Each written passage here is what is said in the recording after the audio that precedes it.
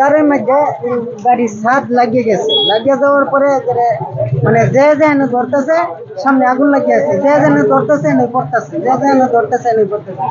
একজন সাথে সাথে এদিকে মারা গেছে, ওই সাথে সাথে মারা গেছে, আরেকজন ওই পাশে নিচে মাথায় পানি দিছে, উনিও মারা গেছে। গাজীপুরের শ্রীপুরে পিকনিকবাহী বাসে বিদ্যুতায়িত হয়ে ৩ শিক্ষার্থী মারা গেছেন। ২৩ নভেম্বর শনিবার সকালে শ্রীপুর উপজেলার তেলিহাটি ইউনিয়নের উদয়খালী গ্রামে এ ঘটনা ঘটে।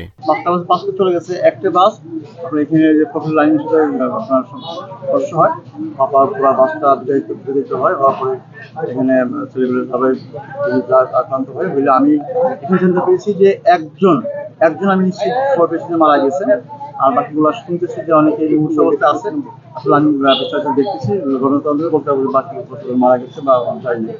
আমরা এখানে এসে আহত কাউকে পাইনি, আমরা বিভিন্ন মিডিয়া আগে চলে গিয়েছে, আমরা তাদের উপস্থিত আছি, কথা বলবো, কথা বলে আমি নিশ্চিত পারবো যে আসলে মারা গেছে।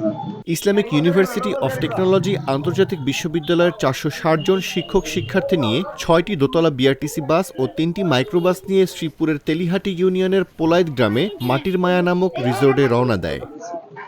সকাল ১০:৩০টার দিকে উদয়খালী এলাকায় পৌঁছালে বিআরটিসির একটি দোতলা বাস রাস্তার পাশে থাকা বৈদ্যুতিক তারের সঙ্গে বিদ্যুৎ স্পর্শ হয়। এতে ৬ জন শিক্ষার্থী গুরুতর আহত হন। তাদের মধ্যে মাহিন নামক এক শিক্ষার্থী ঘটনাস্থলেই মারা যান। ৫টা বাস অলরেডি চলে গেছে, এই বাসটা এসে কারেন্টের তারের সাথে আটকে গেছে।